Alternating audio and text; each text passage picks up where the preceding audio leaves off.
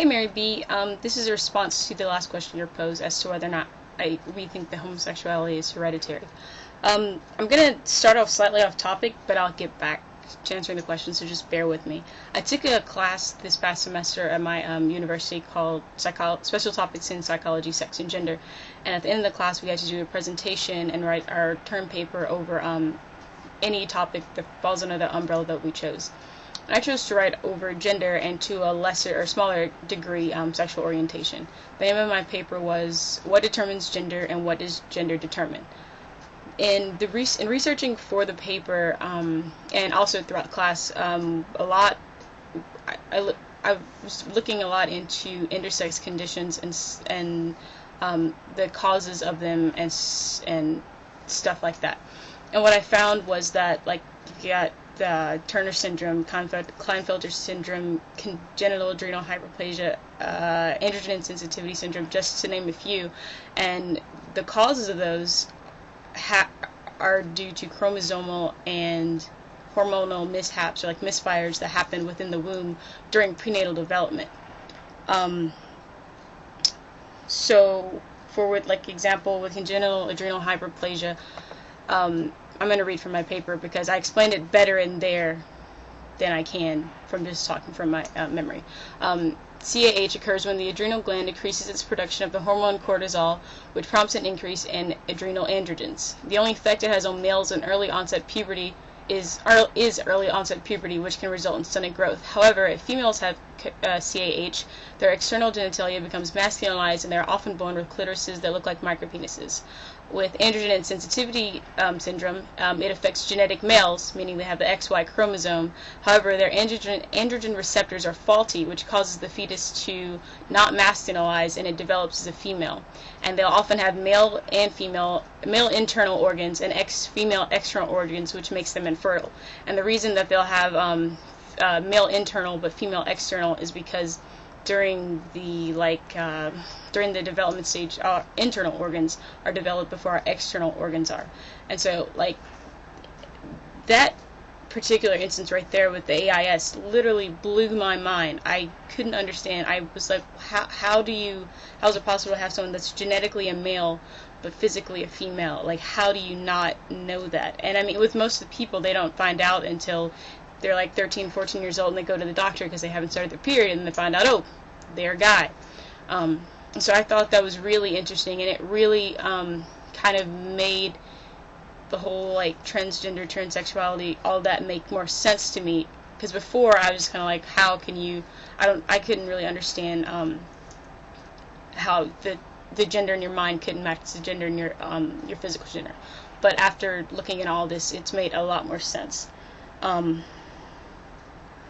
And with the AIS males/females, some of them identify as heterosexual women even after they find out what's happened to them. Other people, they come out as lesbians when they're younger, and maybe later in life they'll decide to transition because they felt male all their lives, but it's just that their external didn't match what was going on in their mind, and then they find out that they actually are genetically males, and so then they decide to transition.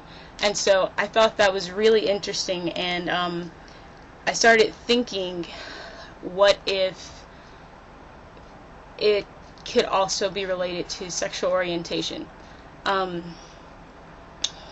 Let's see. There are some scientists that you may have heard the story. There are the two twin boys, Jared and Adam, I think. They're in a CBS paper. I'll put a link to it. I'll put all links to various stuff down in the doobly-doo. They were twin boys. They're same age. One was a typical boy, and one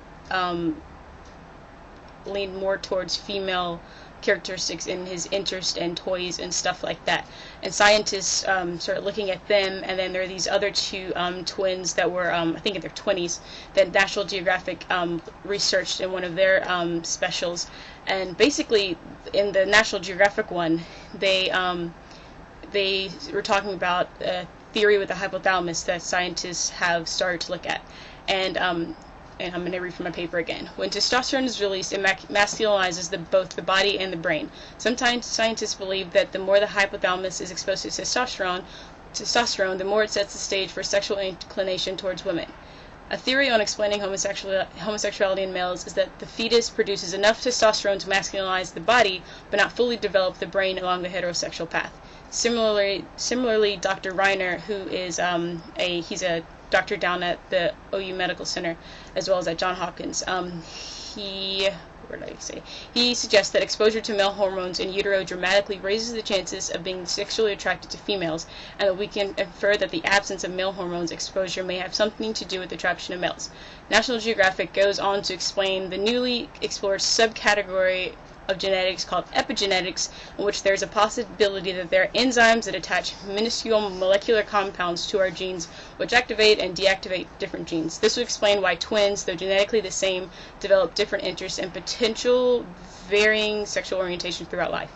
I think both of those possibilities are, because you've got epigenetics and genetics, which would explain the whole hereditary aspect, but I also believe that it has something to do with the hormonal development that's happening in the womb prenatally.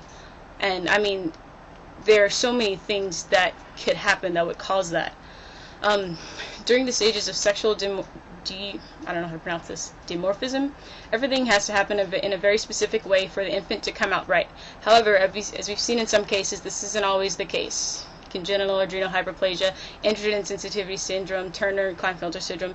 This makes me think, what if homosexuals, bisexuals, transsexuals, and transgender people are just less extreme results of hormonal and chromosomal misfires in the womb? Think about it. Girls produce testosterone. What if a fetus were to slightly overproduce the normal amount for a female, and its brain became slightly or fully masculinized? She could come out bisexual, lesbian, or deal with a serious case of gender identity disorder throughout her life. What's the difference between a person with AIS and a post-operation male to female transsexual? Absolutely nothing. Seeing as some AIS people grow up identifying as heterosexual females, even though they're genetically male, who's to say their operation didn't take place in the womb? Everything exists on a continuum, and it could be argued that intersex people are on one end and everyone that came out right are on the other, with the LGBT community along the center. Intersex people are only singled out because they physically appear abnormal. LGBT individuals are often able to blend in and conform to the norm because they're physically the same as everyone else, and the result and all the rest are, for the lack of a better word, normal. And so my basic conclusion in all of this is that I think that I lost it. I'm almost completely convinced that sexual orientation is determined during prenatal development due to genes as well as the hormones, and just the same way that our internal, external sexual organs and our gender identity is determined in the womb. The only thing that sucks about this is that with the research that I've found so far, I haven't found anything else that's furthered it along. So I'm constantly looking for more, because it makes a lot of sense, if you think about it, especially the hypothalamus theory. I find that really, really interesting. So anyway, that's my thought. That's my 2 cents on the topic. And alright, have a good day.